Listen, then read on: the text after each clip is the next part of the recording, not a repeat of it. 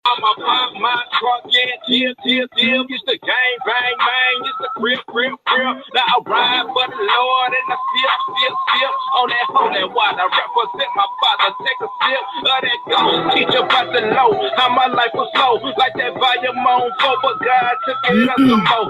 On another level, I'm a rebel, gets the old me.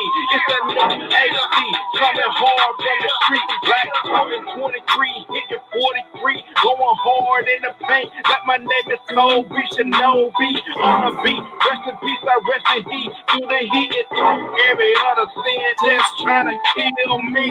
I gotta represent my life with it. I gotta let them know about Christ, how he died with it. Shed his love through his blood fluid. Sacrifice his life so we can live through it. You turn where you at. Got your foundation firm where you at. Try to spread what you learn where you at. And they never turn it back where you at. If you made it, you firm where you at. Got your foundation firm where you at. Try to spread what you learn where you at. And they never turn it back where you at. Church headquarters on the streets where we take the men at. The righteous think they good, so we reach out where the sin is. We all one body, many members like a sin. You refuse with the spirit, call it kin. Only two sides, hot and cold, friend the enemy. But the true love of Christ always flow out from our inner pin. He was sent to earth to intervene, the gate to heaven entering. All the sheep know his voice when he talks, we be listening. Spirit led, spirit fed, word of God, our daily bread. I was living dead, now I'm dead living. You was living dead, now you dead living? That's right, I died in myself to let Christ heal me. King sweat, shout and the flow still is. Hosanna to the highest, keep his praise off in the building. Great commission, say go, but we always out with it. I serve that word, not serve that word. To ride around and I'm getting it. So they said that relationship is. If you know that you are where you at, got your foundation firm where you at. Pray what you learn where you at. And they never turn it back where you at. If you know that you are where you at, got your foundation firm where you at. Try to pray what you learn where you at. And they never turn it back where you at. If you know that you are where you at, got your foundation firm where you at. Try to pray what you learn where you at. And they never turn it back where you at. If you know that you are where you at, got your foundation firm where you at. Try to pray what you learn where you at. And they never turn it back where you at.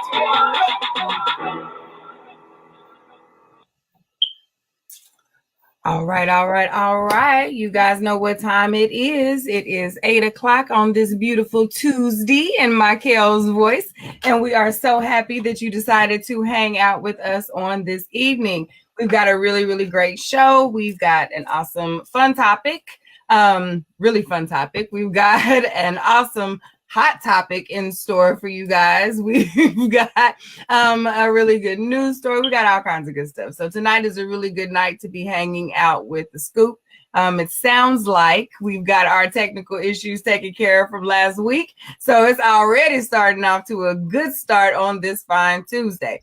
If you are new here, we got to get the business out of the way. I am Q Willis, Kels, and Win. We are a crew here, and we also like to share with you, and we like for you to do the same with us. So we want to hear your comments. We want to hear your thoughts on our topic. So to do that, we ask that you share this post, share this live with your friends so they can join in. We want you to comment, interact with us, and you can call us and join us live on air so everybody can hear your thoughts live and we can interact. And you can do that by dialing 929-477-2304 and then press the number 1 to let us know you'd like to share live.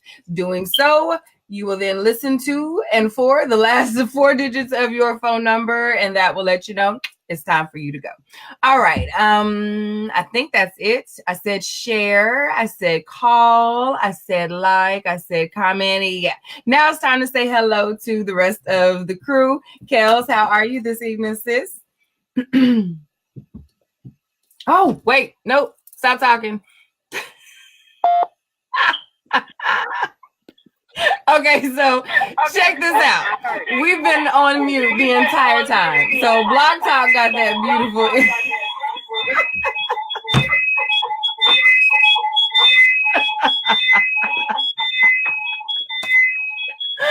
Oh, okay. Good evening, everyone. Apologies for starting the show on mute. I am running the studio this evening, and that's my bad. Working my spider webs off of my technical difficulties on this evening. Welcome to The Scoop. I'm going to make this quick. I am Q Willis. Kels, say hey, sis, because I got to get the business out. Win, how are you, bro? I'm good. Good. Okay. I know you all may have missed the business. I want to get it out of the way. I'd love for you to like, share, and comment with us. If you'd like to join us live, please dial in 929-477-2304. Then press the number 1 to let us know you'd like to share. I apologize for the delay in getting that intro out of the way. Win, let's go ahead and get into news. What's up, bro? Yes. My apparently I might need to sing another spiritual to get us started. We're good now. It won't happen again. We're good now.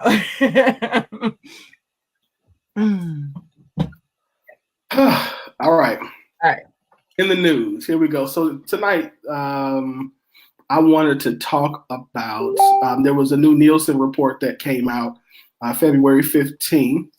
Actually, it's not a new one. This is from 2018. So I'm sorry, it's last year's Nielsen report, which is the latest Nielsen report talking about the Black impact on consumer categories where African Americans move markets is the title of the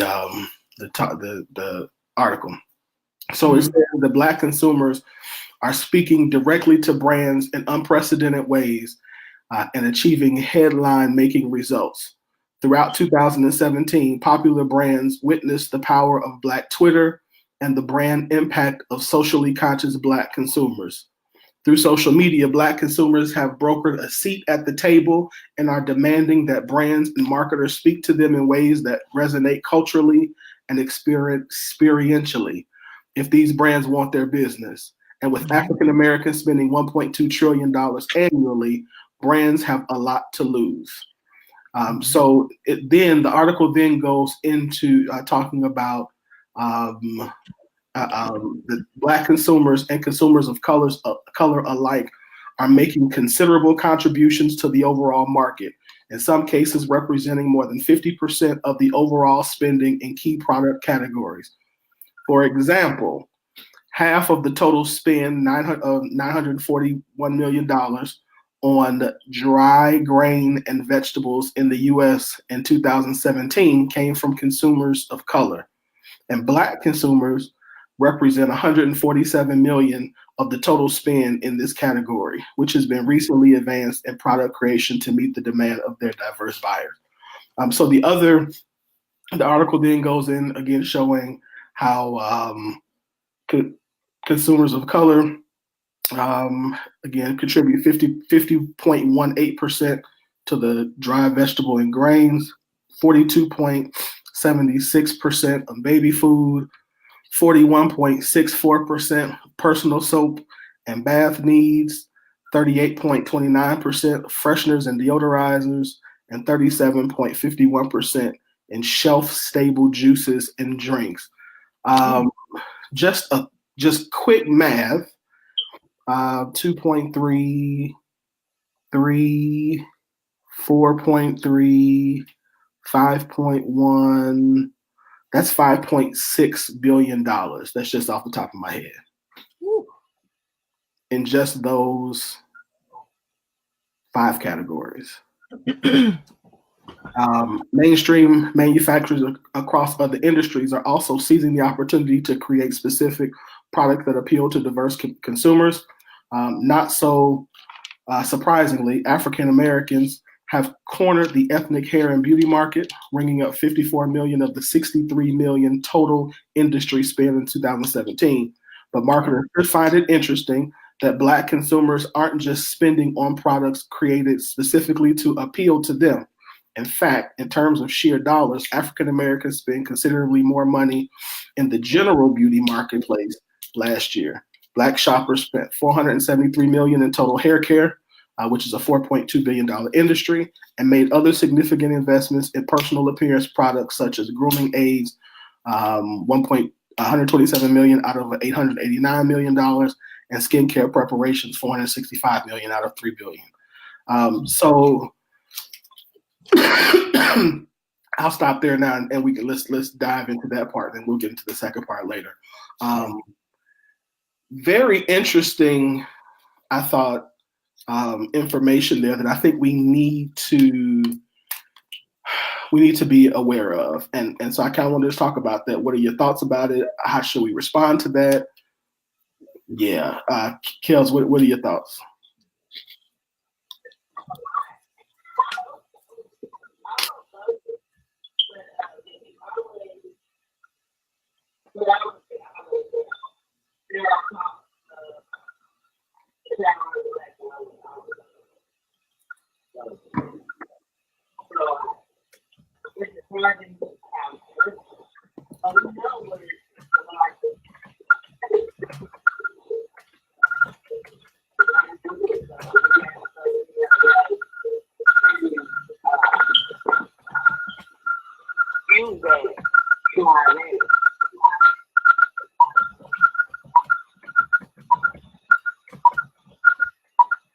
What do you think? So we've talked about this for a while as far as how we spend our money and the impact that it has in the marketplace. We always hear it in in groups, but to hear it collectively like that, it says a lot. And we are finally in a space to be mindful of how we spend. We've always should have been mindful, and I think our grandparents were a little more mindful, and as we were able to elevate within society, we got a little less careless. I mean, we got a little more careless with how we spend our dollar. And now that we're, socially conscious again, we are trying to say we're paying more attention. I think a lot of the times we get caught up in media and miss it and don't really hit where the real pockets are. And if that's how we're going to make our change, if we're going to say we're going to boycott something, or we're going to adjust our dollars and focus them more here, I think a lot of the time we don't always know where here is, or where we're removing money from. And do we have an alternative for that? Because our dollars are powerful. I think the article is stating our dollars are powerful. And if we were really to focus them in these specific areas to spaces that we identify, we can make a huge impact. I think we can make a much bigger impact than even is noted here. Because the money's being spent. It is absolutely being spent. But that was my takeaway from that. So do you think that there is anything, I won't say anything wrong, but yeah, I'm gonna use the word wrong with where, and Kels, this is for you too, with how the money is being spent now, in the sense that, yeah, I know we can't tell people where to spend their money, but yeah, is there a way we can, is there anything wrong with, when I look at that list, I don't see anything wrong with it. I just see that those are, from what I know, that those are spaces where we don't have a ton of businesses. Because they're necessities. There's items and things that and a lot of those things are necessities, I would think. Didn't you say personal care? Let me pull up the article. Dry vegetables and grains, baby food, personal soap and bath needs. Yeah. Fresheners and deodorant. And we have little niche businesses that allow for that. I think if we were to, again, collaborate, I think a lot of us have bits and pieces of huge companies that could change the game. I just don't think we've necessarily been connected yet or know how to connect. I thought you were leading more with the should we invest, and I think yes. Well, that's but I think those items, those areas are areas we need to move into, and I think we have begun to move into, but we're not on the levels of some of these huge, family names that have had farms since we know when they started with the farms. You know what I'm saying? And all this land to have all of this, the grains and ample ways to have these ends with these major food sources and things like that to provide the necessities.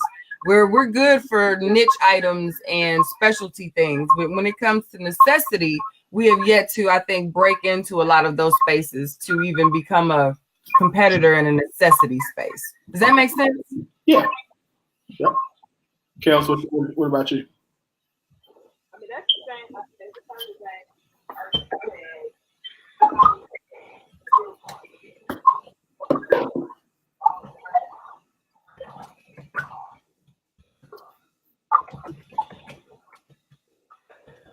I can't hear anything you saying. Yeah, I can't hear anything you're saying, sis. You're slowly coming back. You're okay, but that's on the phone. It's gonna be feedback. Well, where you are right here is better. If you just keep this energy right in this area, I think we might be okay to get this comment out. Okay.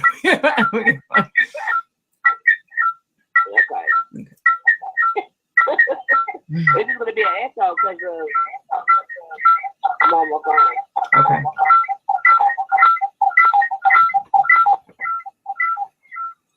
Yeah.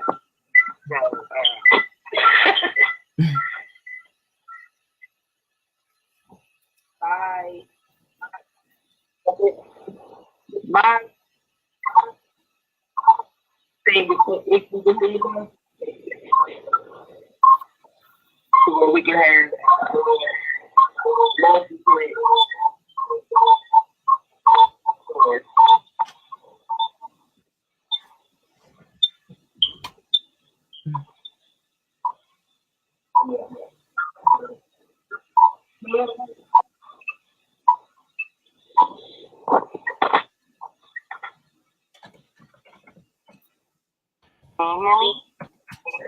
Yep, a little bit. Yep, it's coming back.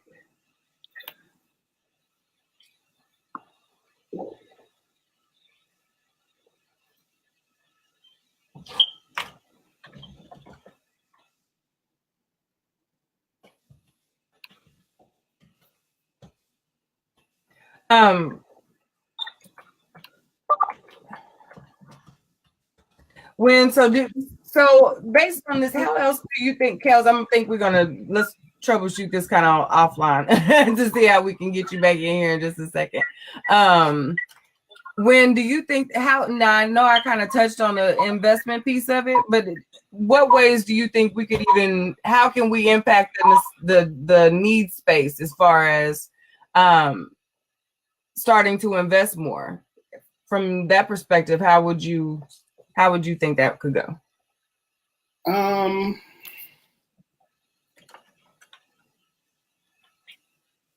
So I think we would have to. So in order to do that, to make a huge what's the word I'm looking for, Lord? A contribution, I think it goes back to us putting our money together. I mean, we do need to, pick either create our own companies to invest in those, or you have your Procter and Gamble's out there who have large parts of these markets where we could start buying those. So it's either that. It's either us pool our money together and create our own, or because you have companies out there like True detergent. They do their own, but at the same time, they're limited in what they can do.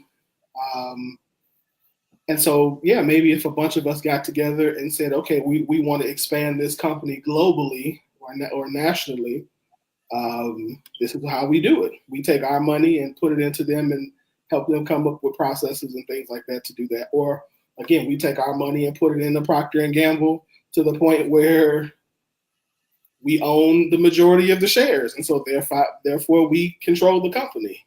So it's either one of those two moves has to be the move in order if we want to see some wealth come from those. And when you own shares of stock in the company, you also get voting rights. Mm-hmm. So you get voting rights. You get, if you don't like something, just like we saw with our friend from Papa John's. Yeah, true. His name on the box, but not in on the checks, and no longer in the boardroom, from what I understand. And then they kick him out completely. Like he doesn't have any say. He's the face now, right? He's not even the face anymore. Not in it at all. Okay, yeah. Wow. Huh?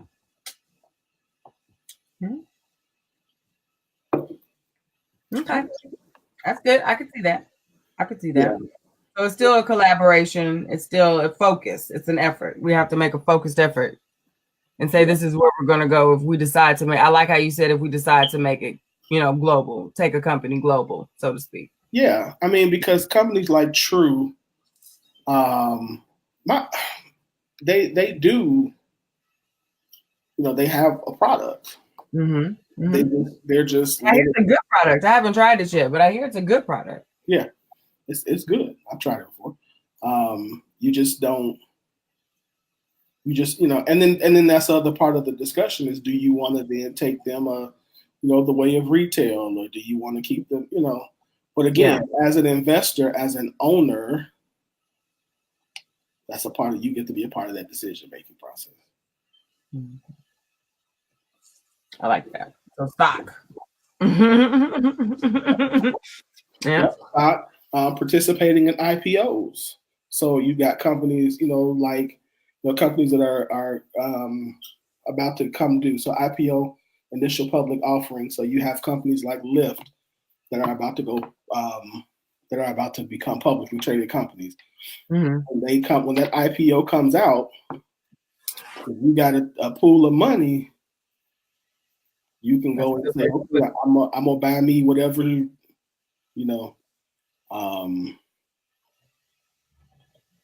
however many shares this will give me up front. And so you buy them then, and then at that point you bought in. I ain't gonna set the ground floor because the people who are private owners will make a good chunk of money in the IPO. However, you still are on the public side of it. You are in on the ground floor, which is still good place to be. If anybody can be there, that's the start of it. Yeah. Okay. Did you have Kels, can we hear you now? Let me see. Nope. Kels? Nope. Is your microphone on mute? No, I brought her live. She's live. I mean, on her computer. Oh.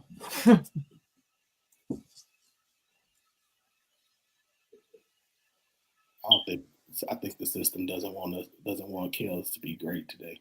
I'm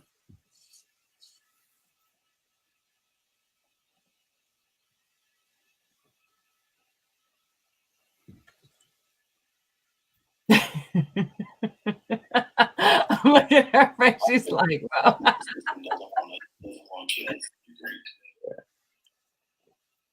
Y'all gonna have to free our Kels. Yeah. We have to lose her from this technology issue.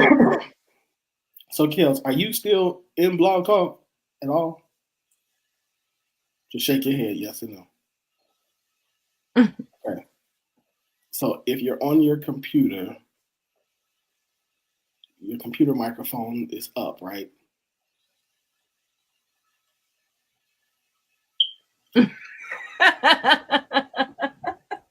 Okay. All right. So I don't know. I'm not the tech person. No, you're good. So let's see. Oh, it's about time we wrap the segment. We got a few minutes. So thank you, baby. Will you close that door for me, please? Thank you. I needed some agua. I was parched. But anyway, let's go ahead and move on to our song so we can try and get our life together here in the background for the one time. The first song for tonight, I believe, this is our brother who is doing awesome things down there in Texas and all over. Last I heard, he's even traveling. So shout out to Big Bean. But tonight's first song of the night is Black Lives Matter by Rashawn Big Bean Coleman.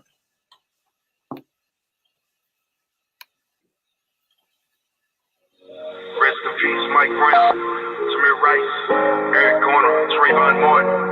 I deserve to live like you. Yeah. I deserve to breathe like you. Yeah. I'm standing in this boat, aiming at they cerebellum, my young black youth. I gotta be careful what you tell them, cause they will believe and they will achieve and they will accomplish well beyond whether they are CEOs or running banks like everybody's intelligent, but they rather see us catching bullets, black skin, threaten them, so they go to the hip and pull it, business suit or a hoodie. They still too much melanin, them boys graduated, but they bring them as some fellas. And I ain't trying to hear that. They judge us where we live in. They crucify the whole hood, especially if your skin is black. Legalized murderers hiding behind that blue wall. Justice ain't no justice. Justice always let them all. I feel proud for the groom and the put it in the book with my hoodie on. Trade my heart. Black lives matter.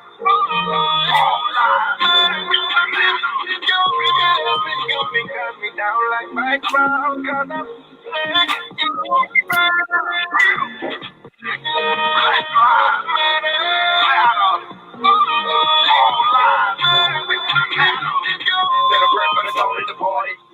While I protest marching, black skin is what they target. Killers all of that police department. They ain't trying to start a race war. Just race more awareness about the fact that these police killing all my young boys. Man, they power trip behind the badge. No cameras off of that dash. They got plenty money for them lawyers that they hide behind when they blast. And they call it Chicago Chirac. Blacks killing all blacks.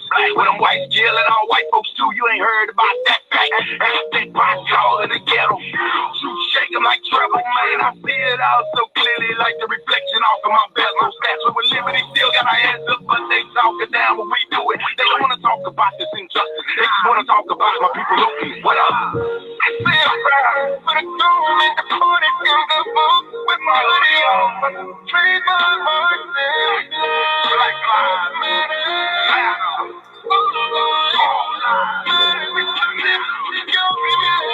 Cut me down like my crown, cause I'm black, you know, proud. Black lives matter.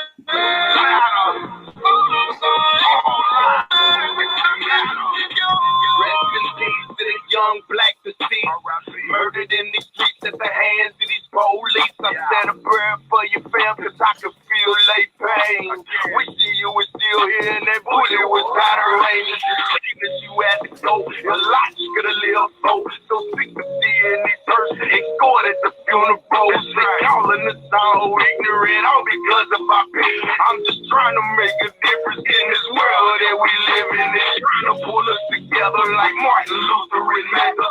Do them like Rosa Parks and spark a change forever. Let's point, got them with cheddar, never let up till our voices heard. Cause we are the voices all around this world. Wake up. I feel proud for the groom and the put it in the book with my hoodie on. Trade my heart.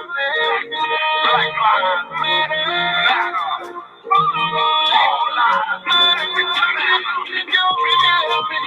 Cut me down like my crown, cause I'm black, you know, proud. Black lives matter.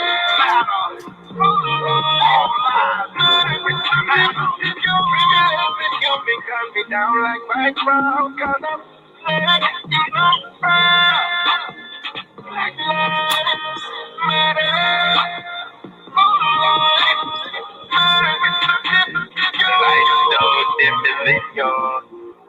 So please don't shoot me down.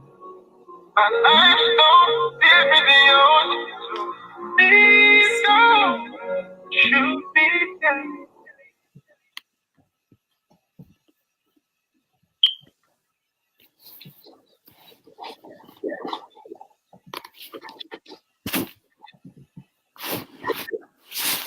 All right. That was Black Lives Matter by Rashawn Big Beam Coleman. My super fam right there. That's my bro.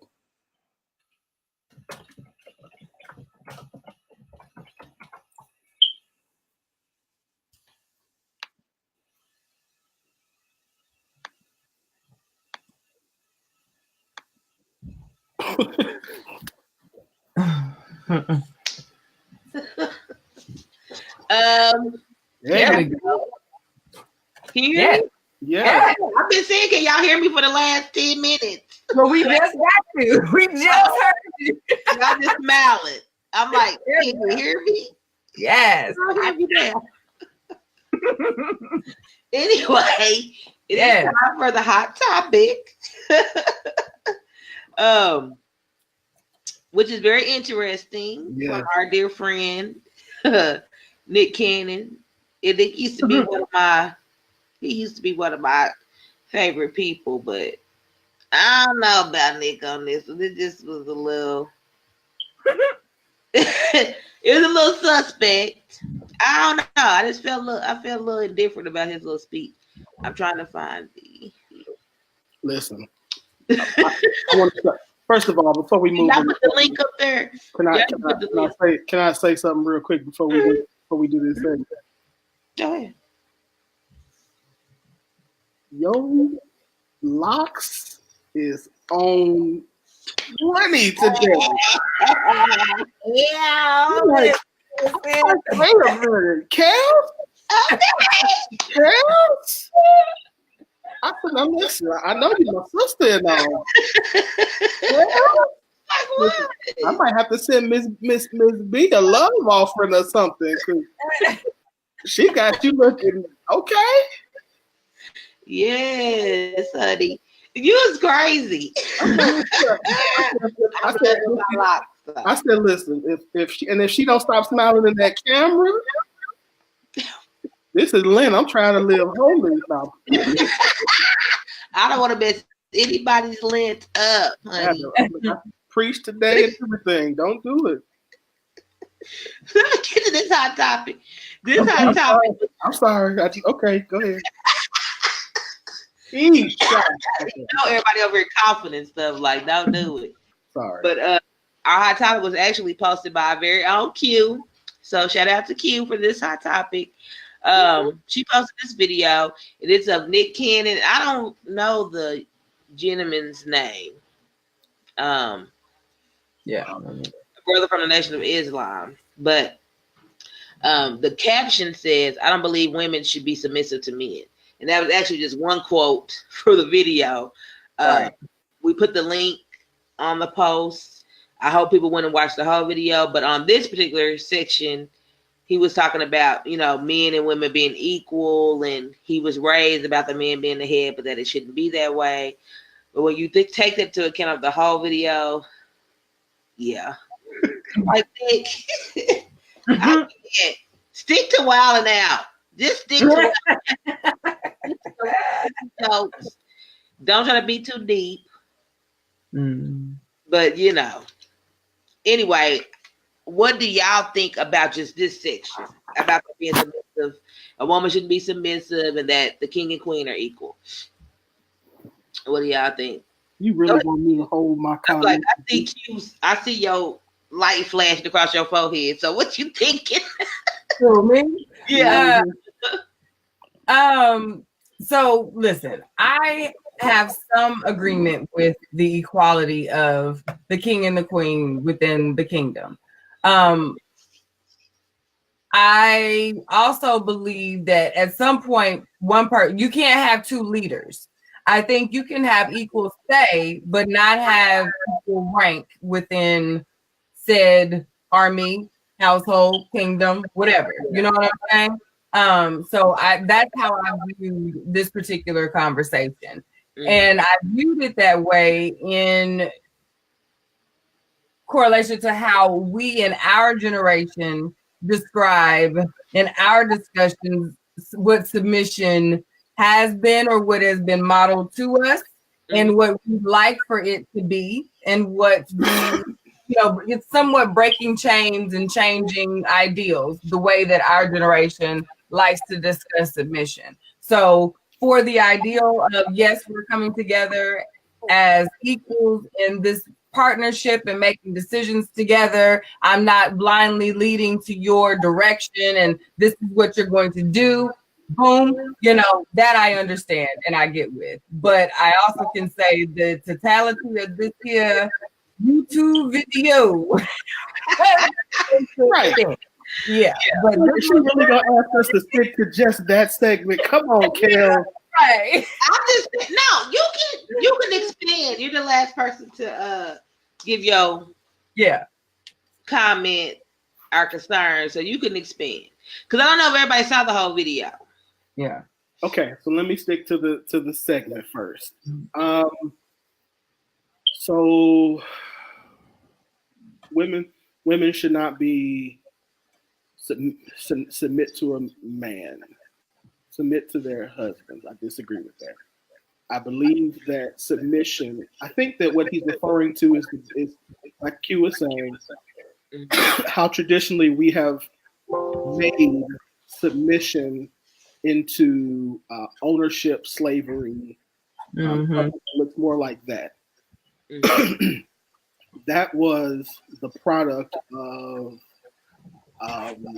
people who wanted to use the Bible, who wanted to use that portion of Scripture to control their wives. I mean, that was the culture, and that part of the culture had infected the creation of religion. So, in that sense, I mean, I agree with him, but I don't think that the original intent of the Scripture itself that he's referring to was that it to be slavery. Because I say that is because when you look at the totality of the actual text, it always says later on that that a husband should lay his life down for his wife, that a husband should give of himself as he would give. He should present wash his wife with the water of the word to make her spotless and to present him back to himself. Like, so there is a whole lot of work that a husband's supposed to do, that that we're supposed to mutually submit to one another. So I think that in that aspect, sticking to that little part of the video of the podcast, I agree that the historical way that it has been used in America and in other parts of the country, let me not say that, is wrong. Is wrong.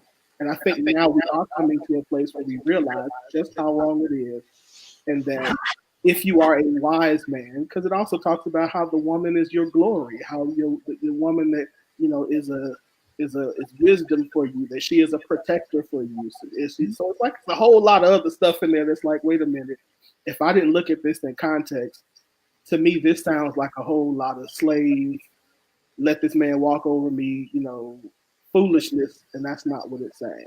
But it has been used that way.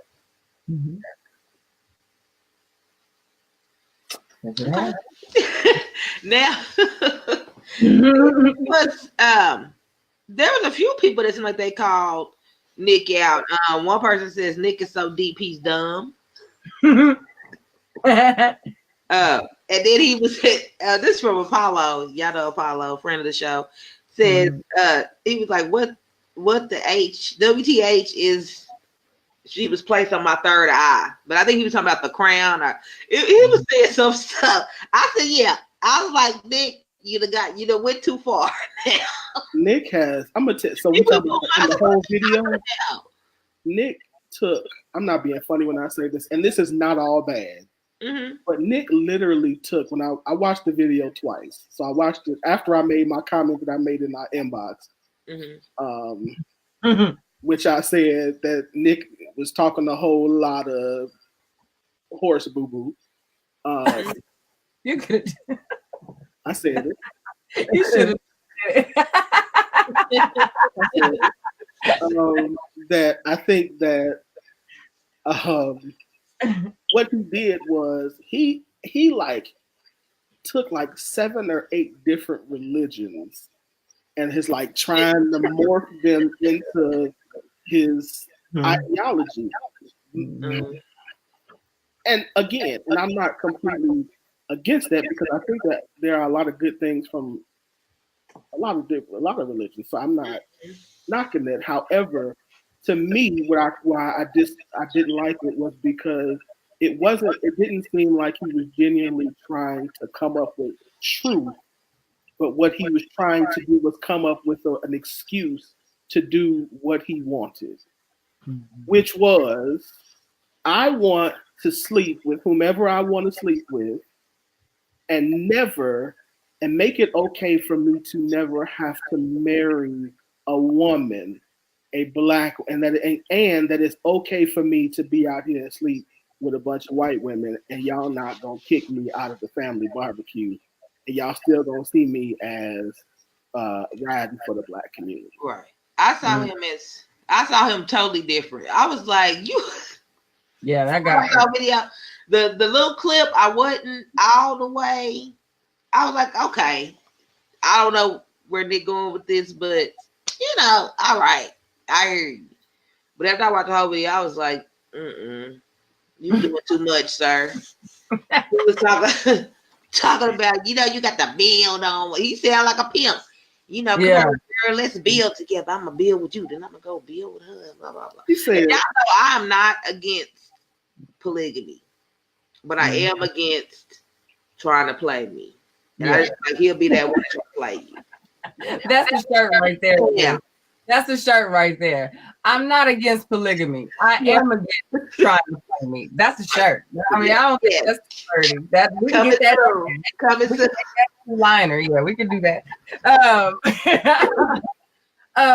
I have to say, I got the first segment. Even when he spoke about the crown chakra and the intuition and things of that nature, like I got that part. I know it sounds it can be extra, and if you don't really delve that direction, I know y'all get it, but I know it sounds those don't have and give zero damns about it. I know that did sound like some hocus pocus extra stuff, but like, okay, homeboy, I lost it.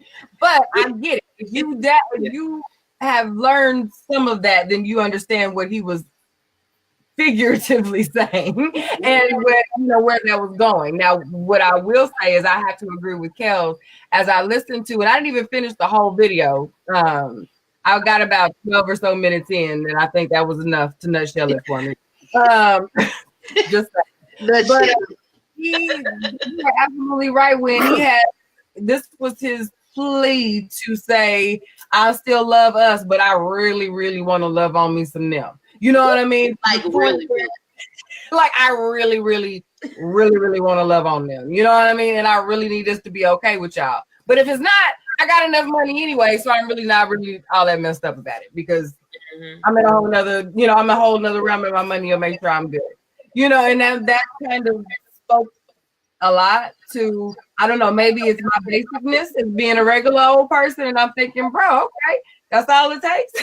Or it could be the fact that, it's a little bit more to the movement than having the money to pay your way into it, or what you think might get you in there. That took me a little aback. It took me back for bro. I mean, again, as I watched it, and this is my very basic level of counseling and all that, but I saw, interesting enough, the second time I listened, I thought, minus when he got to the section about having a wife, the alpha male, alpha female thing, alpha male, alpha female. Marriage doesn't work for me as an alpha male because as an alpha male, having an alpha female will slow me down, and I thought because you have to be accountable. I thought accountability can slow you down when you're doing dumb shit. Right.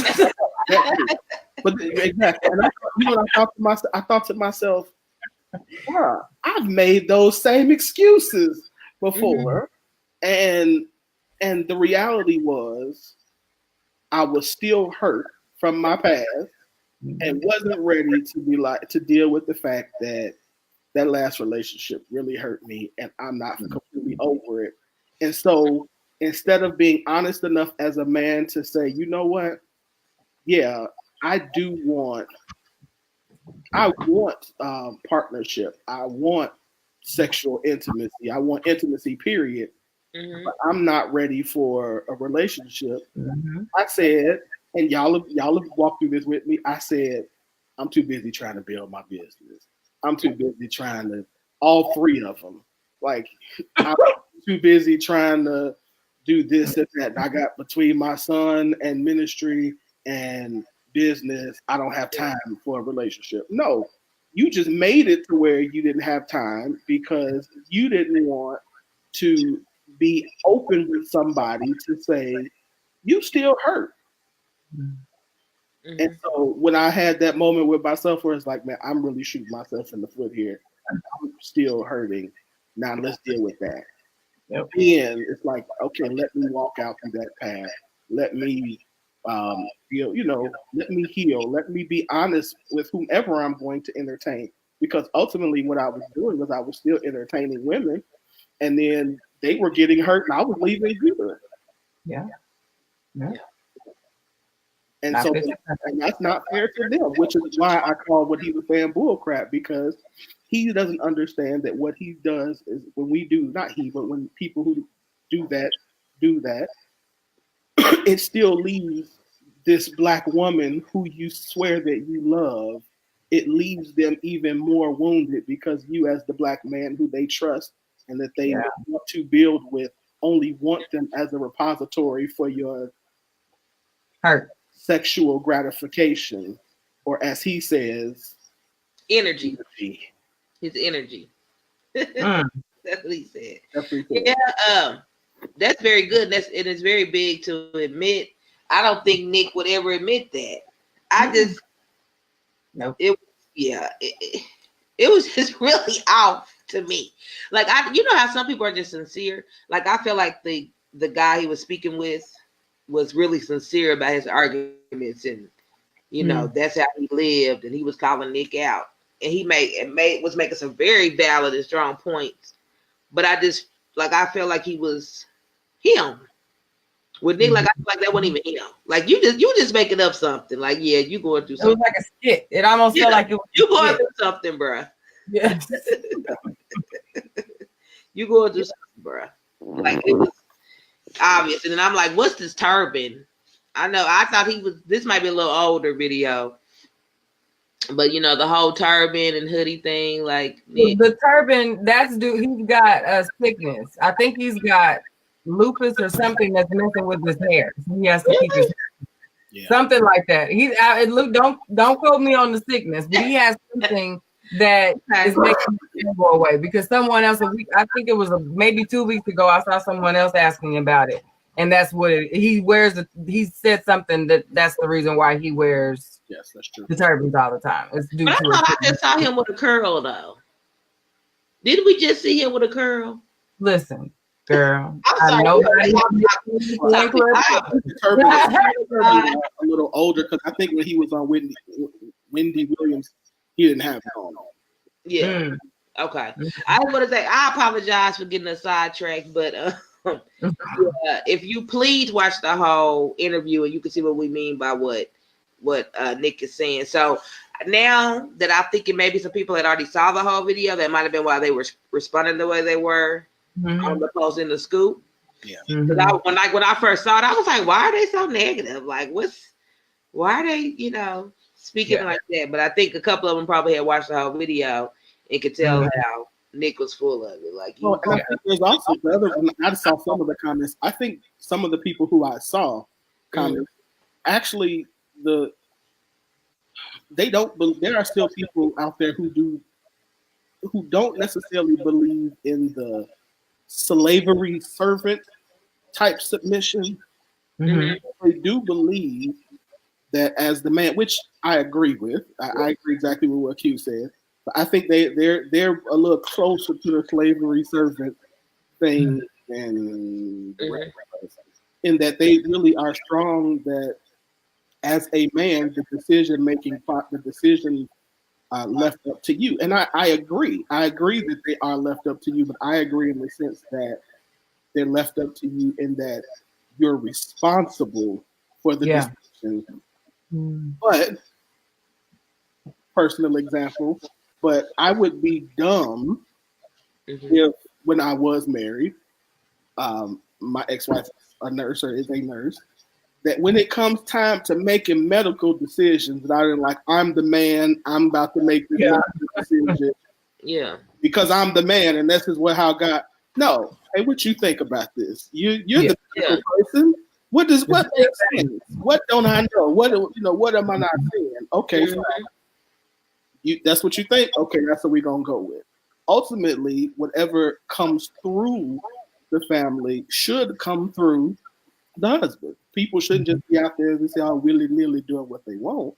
Yeah. But you would be a fool to have someone who has wisdom, who has knowledge, who has an intuition that's much greater than ours in most instances, and a lot of instances, and you not lean into the gift that you have in a partner. Mm-hmm. Yeah. That's the whole point. I agree. Kind of did.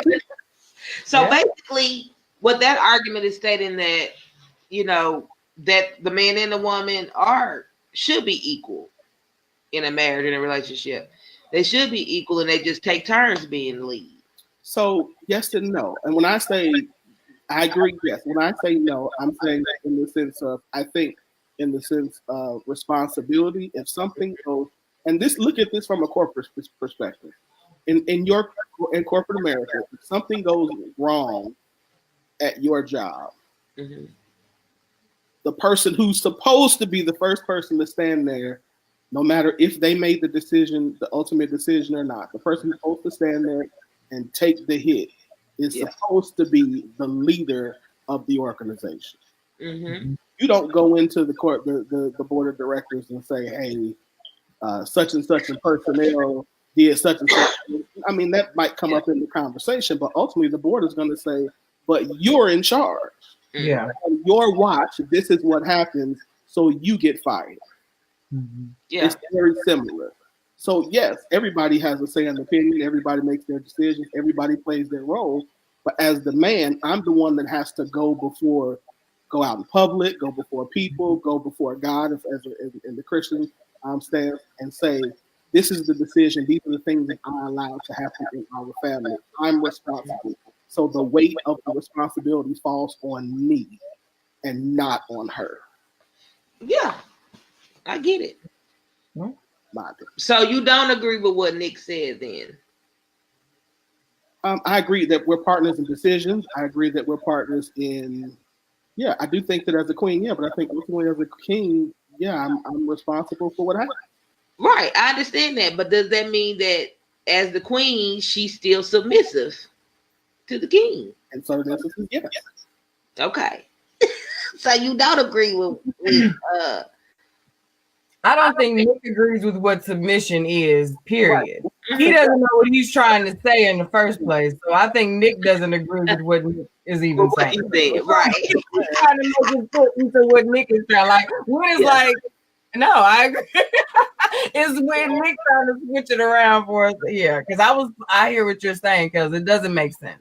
Because he's wanting a submissive woman. He's the woman that's going to allow Nick Cannon to be this energy sharing person that he describes in this video. She's gonna have to be more submissive, because no alpha woman is going to allow that. Yeah. So that's his scapegoat to say, "Now I'm cool on, the relationship and alpha women, but when I'm done doing all of this alpha man, and then I guess that my queen will be an alpha woman." Okay, when the twins are like having babies. Okay, like, you know what I mean? Like, they don't care about trying to wait till they get old and wrinkly, ball sagging to try to settle down. That's how they say it works. That's how they say they do. They want some perky, but they want to wait till they sagging to settle down. No Miss comment. me with that. That's enough. I just said that's what that was. That's why Wynn is quiet, because he know. Wow. We have to sow our royal oats. Come on. Whatever. Y'all sewing the biggest quilt in America in some situations. Y'all got some California king size quilts. Goose down, the thick ones. Yeah. I wanted to read one more comment before we move on, but another member says, man was made and woman was made to help the men. She was made for men. Submission does not mean not equal, but everything has an order. But if the head is wrong, it's hard for anything to be in order. We both have different but same roles. Let's put it together and work together. But if you are a solid brother, a woman, they'll naturally follow with no hesitation or grief. So I think he's kind of saying the same. But you guys think the same thing? Kinda. Where he's saying, yeah, it's equal, but it's still you still have to have a leader. I was just doing it because I'm like, ooh, this kind of ties into our main topic. But okay, yeah. Oh, but anyway, yeah. that's almost our time anyway. I just wanted to make sure that I mentioned that comment because I thought that was a different view. I think most people can agree with trying to be equal, but most of us are not sharing perspective. Even if we go over a minute or two, can I ask another question? Mm-hmm. What do y'all think of when a man so why does it seem like it seems to me like most men are like, yes, I want a submissive woman. Like, do women really want a man who is like, when you hear a man is like, yes, I want a woman who submits to me, what's the first thing that pops in your mind? What's the first thing that you think of? I probably shy and quiet. But he's shy and quiet? No, I'm thinking, what I think about the man? Yeah. Like, what do you think about that, being in a relationship with that type of man? Oh, yeah. I mean, you gotta automatically think he's gonna be like extra controlling. That's just the perception that I will get if it's brought up like that. I guess it just kind of depends on how it's brought up. Yeah. That's at the if you just say this is the first time you've ever had this conversation, that to me is something I'd have to take in context. But I would hope he would mean respect. My idea of submission is respect. When I hear submission, I think of a man saying, I want my woman to respect me when he says submission. That's what I would hope. Okay. Yeah, that's the way to put it. Yeah. Okay. Thank you. Yeah. Oh, yeah. So this segment was. What'd you say? I said I thought he had something else. He gave us the might go over time. I did. No, I did. Right. I did. The reason I asked, because lean back. I did that because I think that Kels, that your initial response is correct. That I think that most women think of control. I think that most men, I think a lot of men look at it as control. I think that we have to learn the difference between authority and control. Yeah, because you notice authority. That's good. Yeah. Go ahead. That was good. Authority is a good word we haven't used. Yeah. Yeah, but Nick, he even slipped and said control a couple of times. Oh. During the interview. Yeah. If you listen to the whole thing, he slipped and said control. I want to control her, like when he was talking funny or whatever about white women and all this kind of stuff. He slipped and said control a couple of times. That's why I said that's just that's the personality I think of when a man is bringing it up in that type of way. Like it does matter on what the context is. Yeah. I think Nick Cannon has fetishized white women and being the man of something. I think in a way, and we can boost him. This is my soapbox, couch moment. I'm putting on Counselor Q hat, but this is something I've observed with him since we watched. We were around when Nick Cannon was being silly and playing around on Nickelodeon. You know what I'm saying? But it seems as though he absolutely fetishizes white women and status the way white men fetishize us, and that conquering the black, the whole sister chocolate drop thing. He absolutely has that going on. And I think he got as white as he could. He thought with Mariah Carey. Yeah. And then when that didn't work, because homegirl is way more sister than he thought he was gonna get. Yeah. And that didn't work. But then, so that was that. But the way he does all of his businesses, how he has 11 businesses, run himself to the ground, but he's the head of everything. He's the head check writer and tells everybody about it. He does a lot of stuff for a lot of people, but he's big on controlling all of these things. Mm-hmm. So the warm and fuzzy high that we get, I really, really wonder if that's truly who he is behind the scenes, because he tells on himself in a lot of the things that he does and the moves that he makes, mm-hmm. and how adamant he is and how aggressive. They're always big and out of the box and different. And I'm thinking, if you do this with huge amounts of money, I can imagine the little ways that you exert that control within your home or within your personal relationships. But that's just me. And my people watch themselves. But I've been trying to see more of him over the last few years. And homie has he should be on a couch somewhere. I'll say that. We all should, but he definitely should have a standing appointment on somebody's couch. Yeah, that interview made me question some things. But that brings us to the end of this segment. As you know, Hot Topic is always brought to you by Curvy Kitten Clothing, where Curvy Kitten is more than a clothing line. It's a movement to realize that loving all of our curves, no matter what size, is the foundation for loving each other. So get you some Curvy Kitten today at www.curvykittens.com. Yeah. So, the next song, are we going with the song? I know we're over time. Huh? I believe so. Yeah. Okay.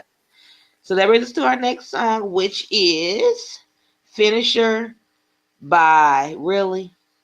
This is what you gonna give me. Juzine. We're gonna go with that. It's Finisher. It's by Juzine. Y'all ain't gonna even help me. Yeah, I think Zang is what I would say, but we don't. I don't know. Yeah. Okay. All right. We're gonna press play. Right. We gonna play it out there.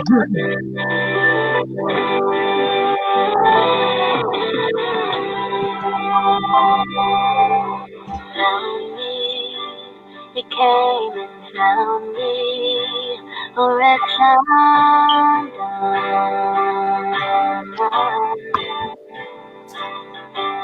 empty, the couch so empty, you fill me up.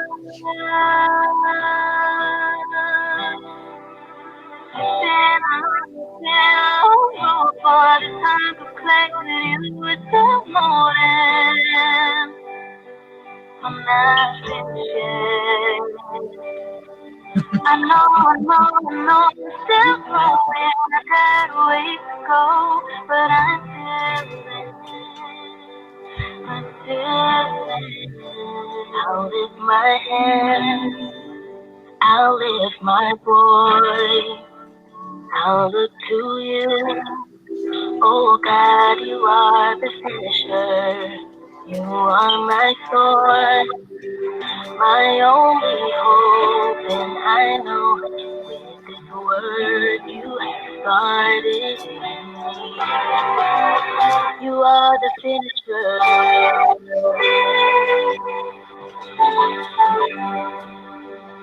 Surround me, your love surround me. It won't let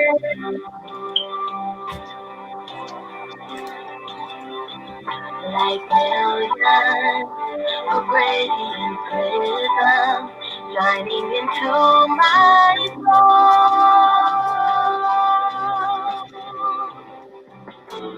It's been a long road for this time to play that you were still holding.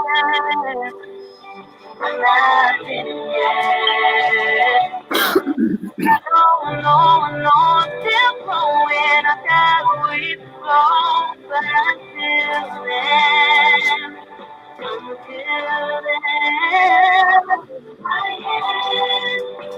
I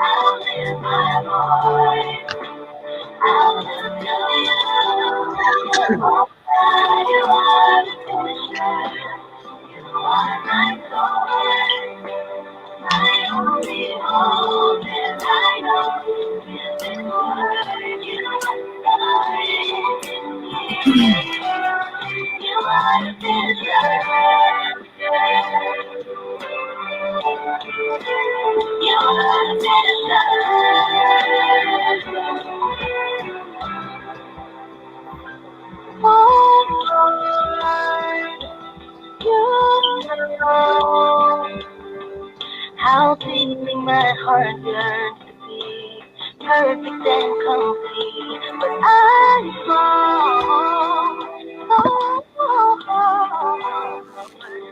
and I wonder what you see. I lift my hand, I lift my voice, I look to you, oh God, you are my soul, my only hope, and I know with this work you started in me. You are the treasure. You are the treasure. You are the finisher.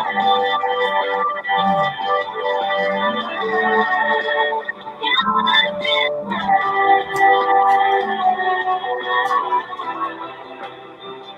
With this work you started with me. With this work you started in me. You are the finisher.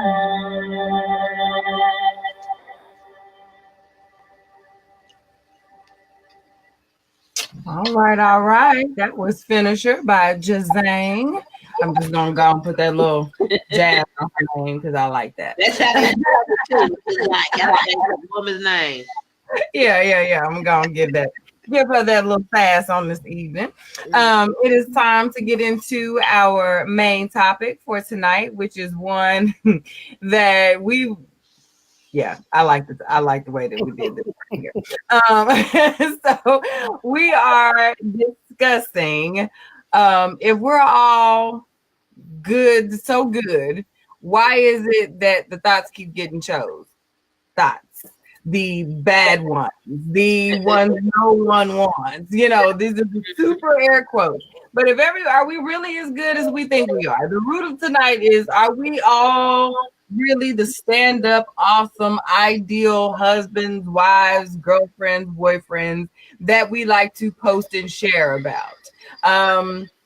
Are all of our love letters that we're sending to our imaginary husbands, whatever you are, they being returned to senders because we don't know you, you don't exist? But let's just be real tonight, because we've had some heated debates about what real men and real women do, don't do, won't, will put up with, and all this, that, and the third. So yeah, we're gonna pull it back tonight and talk about it. Let's talk about it.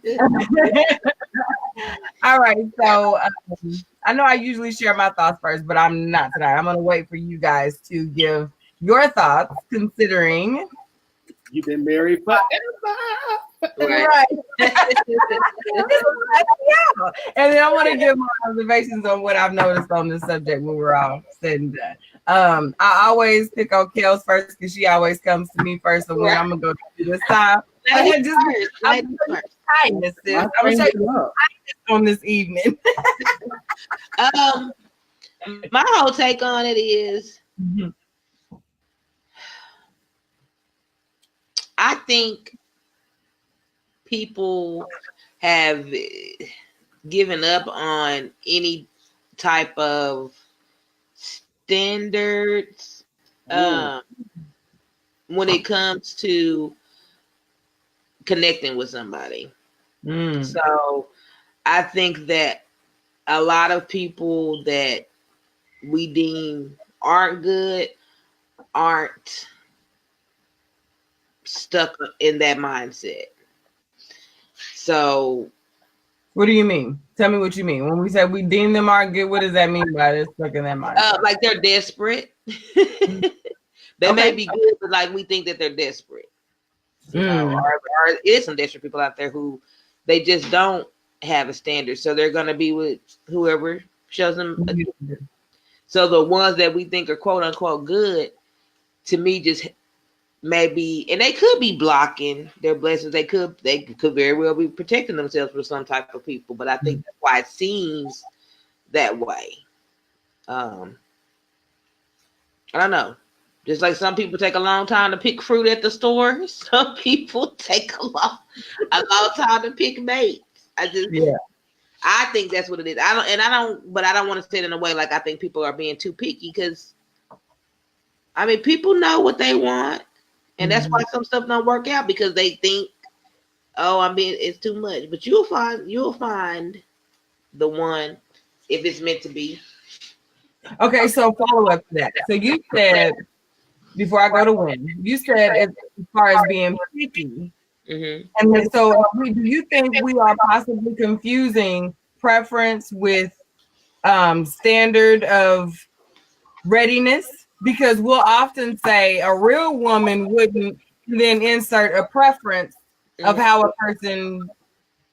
a personality or body type. A real woman wouldn't let herself get to be X or Y or Z. That's a personal preference.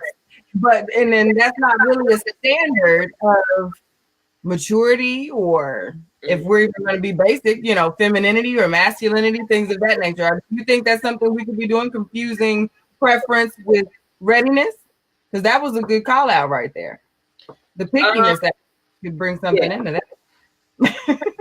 I think it can be a little bit of both, if I'm understanding the question right. Because even as we're having these preferences of people because of the people we've dealt with before, we're like, I don't want somebody like him, I want somebody like him. We have picked apart our past relationships to come to somebody who we think will be perfect. So even though we've made it our preference. So I just don't think it's too much. Now, if you get somebody that's like, they have to be a certain height, size, skin tone, come from a certain state, something that specific, then yeah, that may be extreme. But I think just the people who we deem are even that look good on paper may have, and it, like somebody even mentioned, like I said, some stuff may be unrealistic. But I think that is a realistic reason why they're still single. If y'all get what I mean? Yeah. All of it is not all totally bad. Somebody to want to wait on someone who's makes, like for me, I don't want to seem like I'm superficial, but I feel like I've been with a number of men who weren't ready when it comes to finances and stability. So I'm not going to take that chance anymore. I've had enough chances and didn't work out. I don't want to be with somebody who's not don't even at least have the same hustle as me. That's going to be hard. Same income. What'd you say? Same hustle or same income? Either or. Okay. If you don't want to work 4 jobs, then you making some bank. You got enough hustling in you to make them ends meet so we can do what we want to do. Yeah. Because that's how I live my life right now. I make sacrifices so I can do what I want to do in a couple weeks. Are you at least that person? You know what I mean? Yeah. So yeah, that's my take on it. I'm gonna sit back. Good take. Good job. Yeah.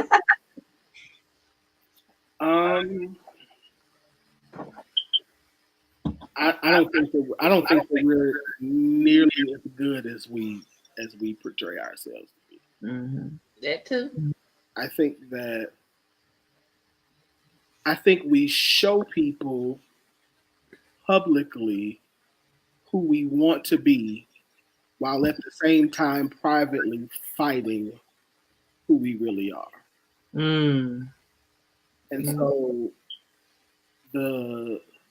intersection of the that makes us oftentimes come across as very schizophrenic and unstable. And so while we're trying to publicly look good, we just wind up looking crazy.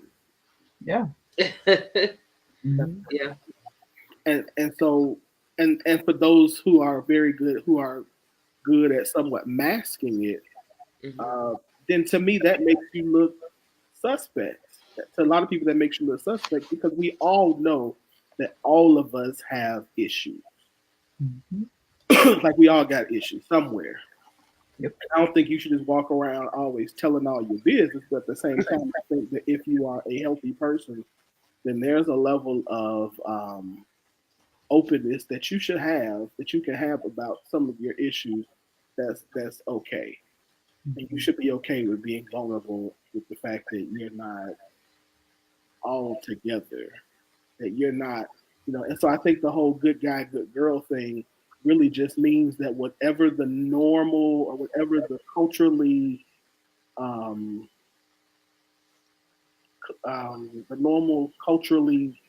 thing that we're not going to be right now. Women who sleep around who have a lot of sexual partners, men who are broke, people who struggle with mental health, like anything that's culturally that's not hot. We not gonna be that, but we only gonna show the parts that makes us fit in with everybody else. Instead of saying I got issues, I'm working on it. Okay, let me ask something. Why you right there when you said I got issues, but I'm working on it. So do you think if more people were honest with each other, you think that would be, Do you think people would connect with that? Like somebody you were dating and trying to get to know, do you think if you came on a date and said that would be something that would connect y'all? Or would that be something somebody would be scared of? I think if it's the right person, I think that they would, I think it would connect us. It doesn't necessarily mean we're going to have to be in a relationship. But I think it would definitely connect us to the place where we understood that we were truthful with one another. And that, that we were truthful. Now, again, I think it depends on. I'm not saying that you should share all of your business on date 1 or conversation 5, but I think that at some, you know what I mean. But you shouldn't, you shouldn't have to. Like you shouldn't not be able to say like I'm struggling. Like I have moments where I struggle with depression, and there are times when I need to get away to do some self-care and this, and like, I don't think there's anything wrong with that. Now, I don't think there's anything wrong with that. And I think the right person sees that and says, oh, okay, I respect that this person has this issue or this boundary. And I'm going to let me find out if this is something that I can walk with him or her on. Yeah. All right. Okay. I like that. That was good. Okay. So I thought about this, and y'all know I always go to self first. And I thought when when you first got married or when you were out and consider, because I never really put myself on the market, so to speak. But when people would ask me, are you ready for marriage? Do you think you're ready for that? And do you think what you know about this, that, and third? I thought I was a great catch as far as one. Even young, I thought I will be a really dope wife. Like I will have this in the bag. I had a really great role model. You know what I mean? Like I had my parents were like, it was a good thing. I was educated, on my way to get my life. I was doing what I was supposed to do. I had what I thought was a really good ideal of what relationships made and all this other stuff. It took me having to get married and then be real with myself to realize I was not ready for marriage. I had the makings of a good woman, but I was not yet a good woman. I was not really ready for that space that I was putting myself in hopes, that fake it till you make it type space. And I think a lot of us are still doing that. And that speaks to kind of what you both have shared as far as we want people to see us how we feel on the inside, or what our goal is, because we always want to present our best selves to the people that we're, interested in dating. But when you really get down and look at it, it's like, you know what I mean?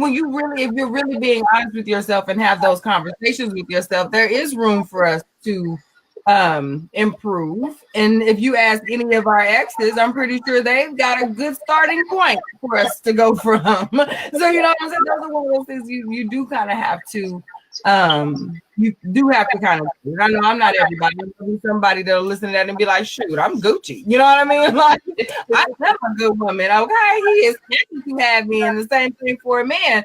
But you really kind of have to still ask yourself. When you hit on something, I made a note, I had to write it down. You hit on something when you said how we can sometimes appear schizophrenic and kind of all over the place because we post about in our highlight reel of how great we are. But then I've noticed social media, even to the people who have the most to say about people emotionally posting or in their feelings posting, every last one of us has those moments where we posting in pain and want somebody to hit that inbox and be, you okay? So you can tell them, yeah, I'm all right. Just pray for me, girl. Just pray for me. You know what I mean? Just to get it out, just to say it. So we all have those moments. So you can't, on 364 of the days, you are this bright-eyed, bushy-tailed, and then all of a sudden you have this terrible day and you lied out of everything that's happened. And you pour out this letter to the world of how you were in so much pain. You're like, what has happened? Or what? There's a lot that goes into that when people are investing in you, and it's the only thing that you show to them. So yes, I totally wanted to say that is something that we all do and has been observed by us all. We all see it and wonder, oh, okay, so okay, there it is. There it is. Yeah. Almost like a cycle. Here it comes. Like, oh, So, yeah. you good. Huh? He's like, oh, but you were so good. Yeah. Yeah, I am. No, I don't think anybody is that good.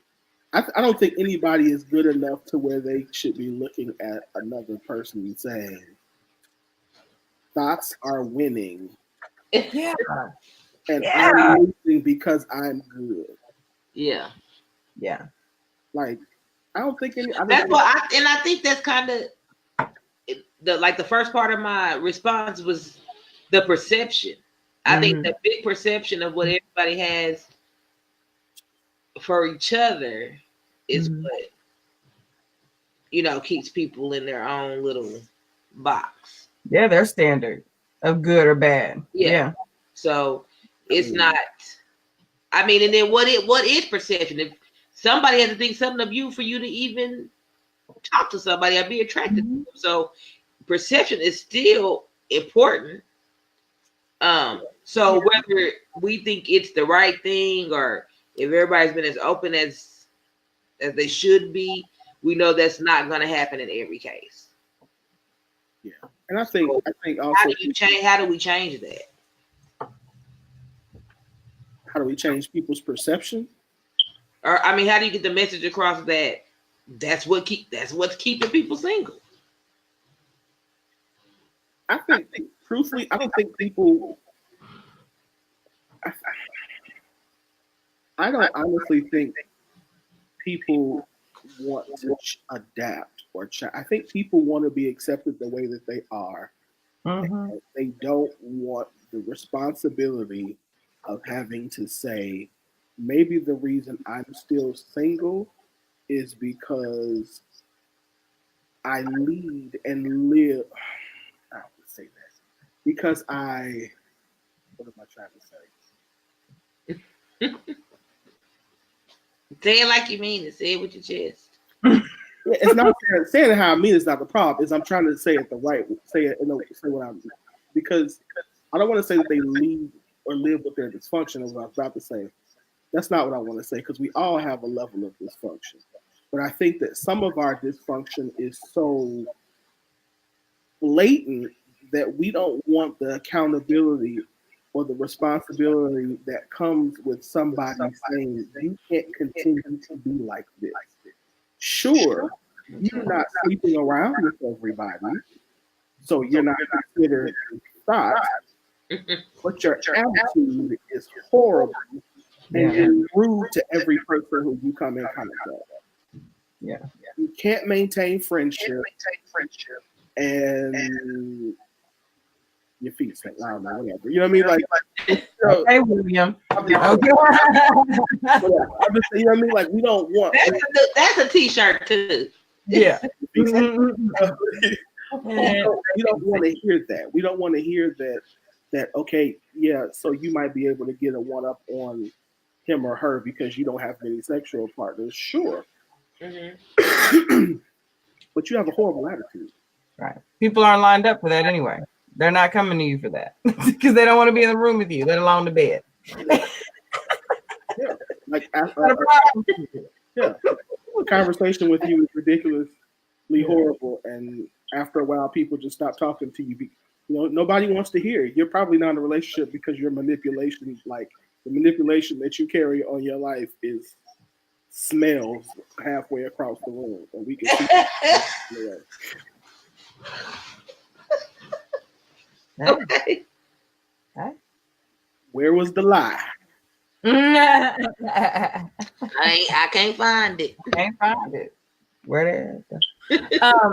So I also wanted to ask you guys. We go back and forth about good versus bad, and I think we've all covered the fact that a lot of this comes down to preference. Mm-hmm. How much of these good versus bad conversations do we think are rooted in true, realistic relationships, even those that they wish that they could have, versus what we see as good combo for the enemies? Because I think a lot of the time, I think this is one of the reasons why we're often so frustrated when you really get out there and want to date in real life, because we have so many ideals in our brains of what social media people, men that don't even have, men or women, that you would never take an interest in or would ever change your direction of eyesight if you were to walk past this person or give 2 seconds more conversation than hi and bye. Even at, you just would not be interested in this person, but because this version of good is the loudest, now you begin to transform for that person. I think a lot of us are making our comparisons of good and bad and molding ourselves into that for people who aren't our people. You know what I'm saying? Yeah. So do you think social media is helping to warp real life dating and real life relationships while single people getting out there? Because I think it's hard. I think that would be a hard place to be in right now. Yeah. I don't even know if it's really how people are defining good that we think is good. Okay. I think it's just still, that's why a lot of people say good on paper now. Because to us, good on paper translates to job, house, car. Or, you may have a degree or, stuff like that. I think that's why a lot of people say good on paper. So we think people who have that stuff going on in their life that they should have, we think they'd have it together. If they have their business side together, that they more than likely have everything in their life together. So therefore we think they should be good. Or I don't even say they. We think ourselves we think we are good because we have all of this stuff. Yeah. I agree. Yeah. I've had at least 4 conversations in the past 2 weeks that almost said that exact same thing, Kim. Mm-hmm. Where people thought, man, I got men and women. I've got a good job. I've got a car. I don't have a lot of debt. I got a nice house. Mm-hmm. Or I met a dude who's got a good car, who had a nice car, a nice house, a nice job, or, so I'm men and women, and I can't maintain a relationship. I can't keep, and I'm like, well, first of all, the things you just named off are not base foundational reasons to be in a relationship anyway. Start there. That's like credit check questions. Don't get me wrong. But those should flow out of other things. But anyway, so yeah, I agree with you because I think that's a part of it. The other part I think that we have to think about is that ultimately, if social media is doing that, then that tells me that we're dealing with a culture of people who don't know who they are. Mm-hmm. Oh yeah.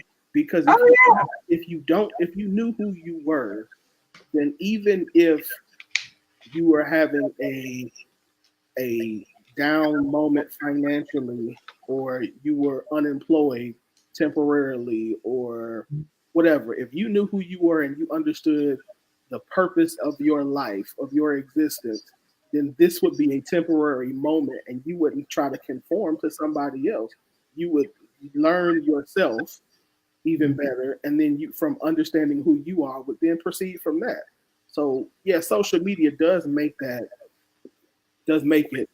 that happen, but ultimately it's the fact that you're a weak individual and you need to know who you are. Yeah. I heard that. Nice. Okay, y'all, we are over time, and I think I see Cicely here. Really? Yeah, it's 9:33, and I don't want to be fussed at on this evening. So I'm going to go ahead and thank you all for tuning in to tonight's segment. It was brought to you by Elegance by Design, where healthy hair and skin is our priority, but a beautiful you is always our specialty. You can purchase your products at elegancebydesign.com. Let's see. Our final song for this evening is Talk to Me by Eminent Artistry.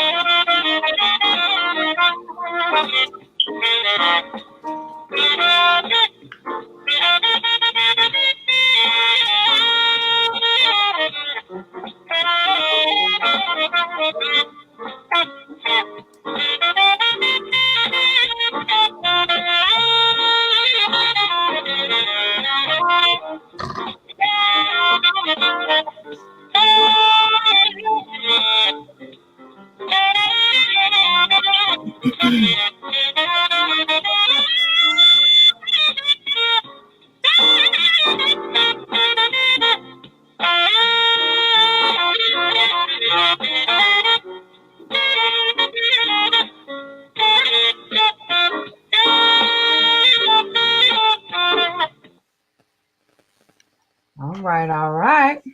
That right there, Eminent Artistry. Talk to me, Eminent Artistry. And I wanted to go ahead and get in with Miss Cicely for this evening. We have actually, let me find that. We are going to be talking with the fire starter this evening. I'm sorry, y'all. I thought we had a topic, but I don't. So she's going to freestyle it on this. It's been a while, and I'm here for that. So I am going to go ahead and watch my mouth and bring on my favorite fire starter. She gets us all ignited and ready for the week, and I'm glad because I think all three of us need it, and I'm thinking you all might as well. So I'm going to go ahead and hush my mouth and let my sister take it on for the one time. How are you this evening, sis?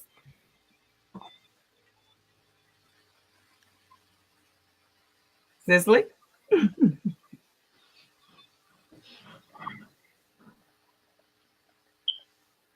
Uh-oh. Did you unmute? He unmuted me, but I was still muted. Hey, I'm sorry. Conflict or what was going on over there? No worries. How we doing? Good. Hey. Hello to everyone. I don't know why you don't have the topic. I got it now. I'm sorry. What's that? I got it now. It just popped up for me. I'm sorry. That's okay. That is okay. I'm going to introduce everybody. What up to Nation and what up to God? How we doing? Kelly Kells, Wendy Wing, you. Love you all. This is your girl, Cicely Victoria, owner and founder of Fashion International. My business is to help train and equip people to find their voice of identity so they can stop people pleasing and be empowered and encourage confidence and communication. I'm a certified professional coach. I'm a counselor as well. I am the queen of empowerment, and I set people's lives on fire for a living, and that's why they call me the fire starter. Welcome to Passion Talk, where we give you practical tools for everyday living so you can press into your personal power. Okay. So for tonight, I wanted to see if I could, stir the pot a little bit, even if not directly, and where, I like to be in alignment with y'all any time that I can as it pertains to the topic of the night. So what we're discussing is that's not confidence, that's pride. Okay? That's not confidence, that's pride. All right. So I was only able to get a little bit of the discussion, but hopefully the content that I'll be giving out tonight can, fit in where it gets in somewhere somehow. So I hope that it, helps the people out. Okay. So I think this will be good for everyone. So definitely take your notes because we definitely want to be on the side of confidence in our lives and not on the side of pride. Okay. So that's the secret. Okay. So number one, pride is self-reliant. So I'm just going to give several kind of characteristics between the two, okay? So pride is self-reliant versus confidence is self-aware. All right, so as a coach, it's very important in what I kind of do in my practice is basically I tell my clients, I'm the queen of self-awareness, and so basically I bring that to the mix of everything that I do. So self-awareness is everything first and foremost. So it's important for us to know that if you create as much awareness as possible around life experiences, what's happened, what needs to happen, etc., that allows you to make decisive, dedicated decisions from an informed place, this is good for you. Okay? So, with those conversations that you all may have been discussing earlier in regard to, the relationships and things of that nature. These are things that definitely can be considered and provide a more accurate assessment, because, I think I kind of overheard people saying, you have this inflated opinion maybe about yourself, or maybe it's inaccurate, maybe it is accurate, maybe, everyone's thinking this or thinking that, but maybe no one's taking a true, assessment or measurement of themselves or what have you, or we can just be biased sometimes. So this is what, how I kind of want to contribute to that space to help to sober us and keep us all accountable. I heard that word earlier. Give greater levels of accountability in regards to the people that we desire to be. So maybe we can acquire, the type of relationships that will be fruitful for you. So in regard to pride is self-reliant and confidence and self-aware, many cannot do this self-awareness thing because they're not aware enough, just in general. So I talk a lot about, just being sensitized in your world, and that doesn't come in an isolated basis. Okay. This has to be a practice that you do daily. And what I mean when I say be sensitized, that just means pay attention. Okay. There's so many people, I think, that because of the type of world we live in today can kind of get by and living life on an autopilot without not many people paying attention, not many people noticing, right? They're call them the walking dead. They're just like walking zombies. They look like they're living, but they're really not. Okay. They're just so tuned into themselves and tuned into frivolous and irrelevant matters that they do not have any depth to them to really have actuality of awareness. And a lot of times I would say people don't do that because some of that awareness can bring about pretty scary stuff. Okay. So let's just be honest about that. Okay. Just to confront and to look in yourself or to look at a situation that can get quite ugly. And you got to have a fortitude and, some gumption within yourself just to be able to take that in. So it's understandable why a lot of people don't do it because it's not for the faint of heart, okay? So prideful people don't have much self-awareness, all right? But I want you all to get this down. Prideful people don't have much self-awareness, but rather they have self-deception. And it's much easier to self-deceive. Okay, it's much easier to self-deceive. You don't need accountability to self-deceive. You don't need, any votes to self-deceive. It's just, and that's one of the strongest deceptions that ever lived. So make sure, that you are not down on the side of self-deception, and I'm going to tell you ways to get out of that and keep yourself from that, okay? But prideful people, for starters, don't have much self-awareness at all. Typically, one of the reasons is why, because they live life in a bubble, okay? Number two, pride stops learning because they feel like they have it already, or they have a I'm better than this mentality, quote unquote, which communicates haughtiness and conceit, as if everybody and you do everything, right? So has anybody ever known someone, a person who likes to one-up a success? The one-upper, okay? So a one-upper, right, is someone as soon as you share something you've done or been somewhere out of the ordinary, this one-upper, they've already done it twice, right, before, a long time ago, and they must tell you about it instead of celebrating with you, all right?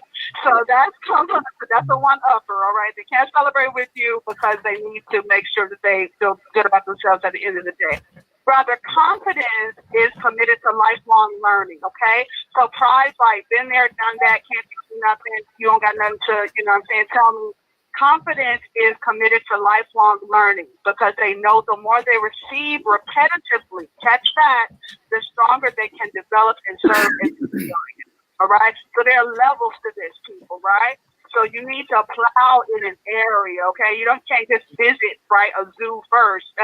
You can't visit a zoo one time and think you're going to, come up in there and then tame the tigers, okay? So, there's levels to that, okay?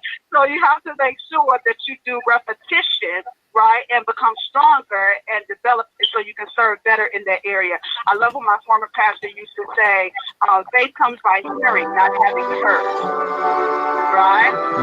So just because you heard something once, don't mean you don't have to hear it over and over and over again before it becomes flesh to you or life to you. Number three, pride puts the blame on everyone else, but will rather defer and deflect all day long and cannot be wrong or sorry instead of taking responsibility. Okay, let me say that again. Pride puts the blame on everyone else and will rather defer and deflect all day long.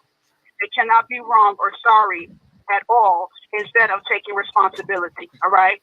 But a confident person will take ownership of their shortcomings instead of making excuses. Pride makes excuses. I want you to write this down. Pride makes excuses and confidence makes improvement. Pride will promote mediocrity and expect you to take it. Prideful people will promote mediocrity and expect you to take it, and a confident person will promote excellence. Right? Why? Because they're humble. Pride will always give you the leftovers because they only value themselves getting the best and the first. They will not give it to you because they have to give it to them first, okay?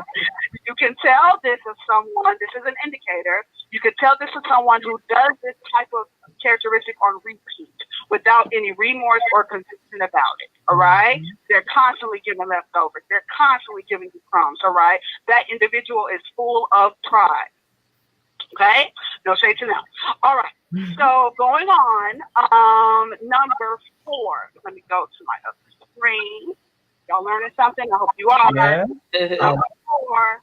Good eating. Pride will focus on their inward needs as opposed to confidence that considers the needs of others. All right. So again, going back to, pride is going to give myself the best, right? But, the first and the best and all of that. Pride's going to focus on my inward needs. What are you doing for me? You know what I'm saying? What can you bring to me? And going back to what Wynn mentioned earlier concerning okay, good on paper, right, Kels? Okay, car check, house check. Okay, good job, check. Right? So all of these things that you believe that's going to bring fulfillment, right, to your relationship, which is not the cornerstone of a healthy relationship. So confidence is going to consider the needs of others, all right, because they're givers. Confident, listen. You meet a confident person, typically, a giving relationship with giving is going to be very close to it because, again, you have to be secure within yourself to give out. Cool. That's a whole nother teaching, all right? So I'm going to keep on going. Number 5, pride will reject criticism, accountability, and doesn't accept input. But they're lone rangers and will make decisions in a vacuum without a community. Listen, everyone, you should have a community of 3 to 5 trusted counsel or circle. How do you know them? These are individuals that you trust and that you know, capital KNOW, that you know really love you, all right? And that will tell you the truth even when it hurts, all right? You need a counsel and you need a circle. So pride is going to reject all of that. They don't have a counsel. They don't have a circle. They don't have accountability. But confidence will embrace criticism with understanding. Hear me clear, because the confident are teachable people and they don't have selfish ambition. Okay. Number 6, confidence is secure in their identity, which is why they don't have to be perfect, whereas the prideful will be challenged in perfectionism, and it's impossible for them to err because it's unbearable, as irrational as that may be. To deal with this, you have to display the belief that someone is expecting perfection of you. Now listen, I have a lot of compassion here because a lot of people come by this legally and honestly by the way they were reared in childhood. But you must deal with those ills that will cause you to be challenged in those places that make you have the need to want to be superhuman, right? So you have to challenge those, okay? And you have to displace the belief that some invisible force is expecting perfectionism out of you, all right? So, but pride is a false identity and confidence is a true identity, all right? Due to the awareness of their humanity and limitation, therefore, a confident person will promote the strengths of others and delegate, okay? And not be one of pride that assumes they can do it all themselves. Get that? Okay, so confident people promote the strengths of others. They bring it on, boo. You can do this. Let's do it, all right? And they will delegate it to the person, okay? A prideful person assumes that they can do it all within themselves, all right? Number 7. Confidence is due to a history of evidence and successes that you've had in a space. Really get this one, you guys. Confidence is due to a history of evidence and successes that you've had in the space, okay? So in other words, there's proof to your account, yeah? You're not delusional, Okay, you're not making this up.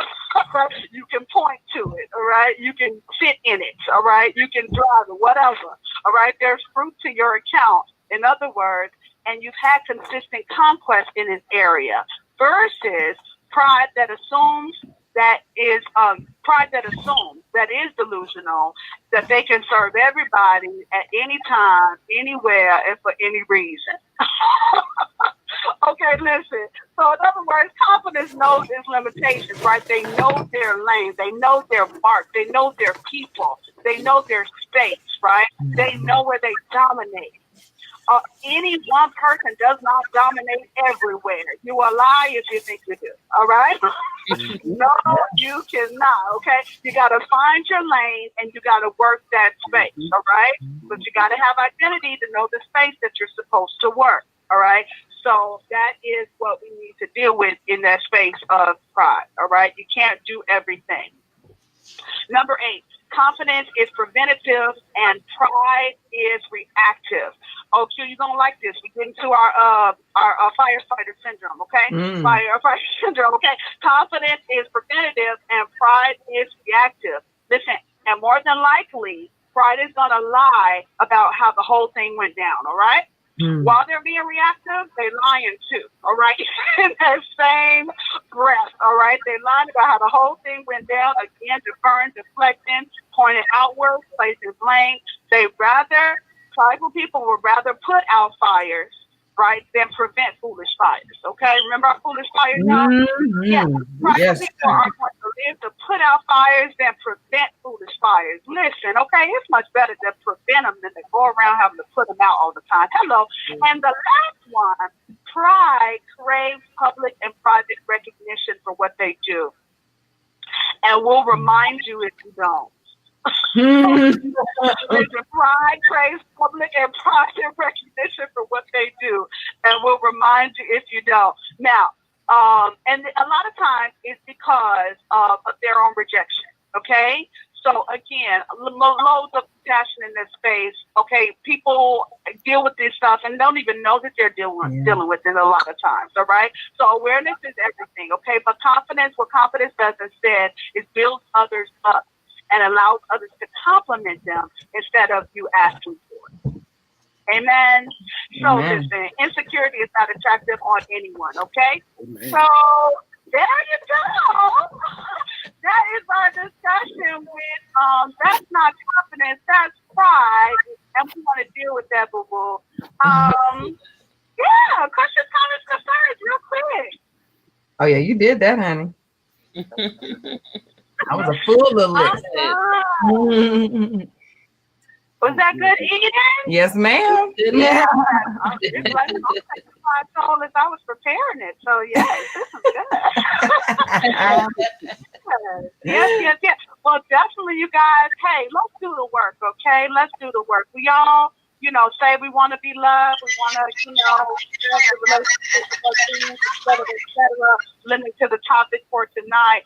But a lot of people, in some, while the shots, quote unquote, look like they're winning, because a lot of people just don't want to do the work. That's just not the line. Maybe you ain't got to work for it, okay? You're not too hard for something.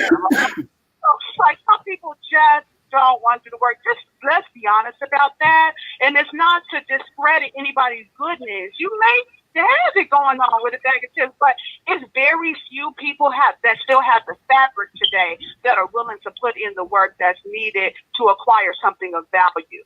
And that is just, the unfortunate reality about a lot of things. There's some people aren't walking around in deception, but I found more people than not are they just don't. They don't. Yeah. They just lazy. They just don't want it like that. They just don't want to put. It's work, y'all. It's work.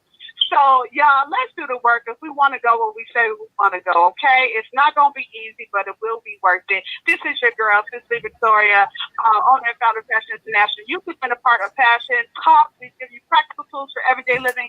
Take a breath into your personal power. I love y'all so much, okay? Let's get it cracking in 2019, all right? Let's improve in that soul space, all right? You can reach me at Firestarter Passion gmail.com for any of your coaching needs. Until next time, I want you to stay in purpose. I want you to stay in power. I want you to stay in passion. I want you to stay on fire. Yes. Mwah. I love Mwah. you. All right. Good work. All right, honey. Yes. Okay. When you got like 3 minutes, treat. Go.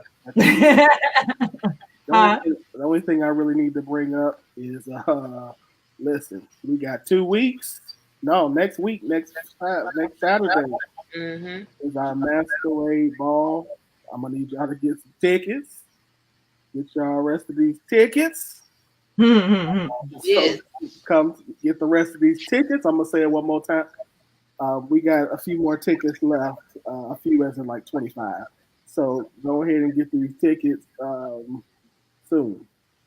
Yeah. Our Eventbrite page, like it's gonna be fun, y'all. This is a fun event where of dancing, food, just really good time with us and DJ V Chappelle. So y'all know it's gonna be a good time. So get your tickets. Go to the Eventbrite page. I'll put the link on my page so you just go directly there. Get the tickets today. Other than that, good show. Great job to Cicely. Great job, Kels. Great job, Q. We had to on the fly do some technical difficulty stuff, but we got it done. So good job tonight. I appreciate you all for working through that. Thank you for all our listeners for joining in and for being patient with us tonight as well. It's much better. What happens when you get new toys? So, Yeah. But also, if you are an artist, listen, we still want to play your music. So send it to us at globaldriveradio@gmail.com. And we will be back next week with another great show. Pastor Burns will be on tomorrow for the Word on Wednesday, so definitely tune in to that. Other than that, that's all. 90 seconds. Over to you. Got anything? Nope. Be productive. Have a good week. Oh, casting call for the Curvy Fashion Show on May 19th. The casting call is Saturday, 10 a.m. Southwestern Christian University. Look for the link on all of our social media. You got anything? I want you all to have a really great week. Seriously. Like, put your smiley faces on. Let's get it. Let's get through it. Let's have a really good week. Yeah. It's been a tough week. I don't care what y'all said. It's been a tough week. Yes. I ain't been feeling good. Yeah. We all right. All right. Precious love. Play the song before I start singing. Yeah. Play the song before I start. Y'all have a good weekend. Good week. Come on Friday. Oh, please hurry up. This will be spring break for me.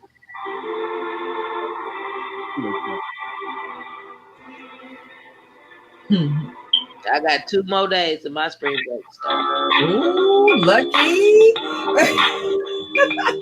Birdman 10 seconds. You don't even want love. Then tell me why you're in love. If you could just give it, could you just take it? Why are you standing here? First you say you're with me, and then you try to take me. So I try to keep it low, but you knock it to the floor, because I don't want to cry tears. Would you believe this love is forever, girl? And would you take this long, sweet road and forget, baby? Yeah, get y'all video poses on. I want one last try. You just can't give up. Can't you see the tears in my eyes? 'Cause I'm gonna try. Baby, I'll treat you right. Just give me one more try. If this is goodbye. If this is goodbye.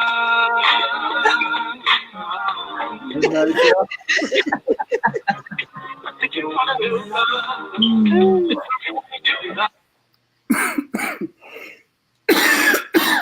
Oh, you go to bed and go to the doctor's report. Goodbye. right now. Right. Like, I'm going. Expeditiously. Good night, y'all. Good night.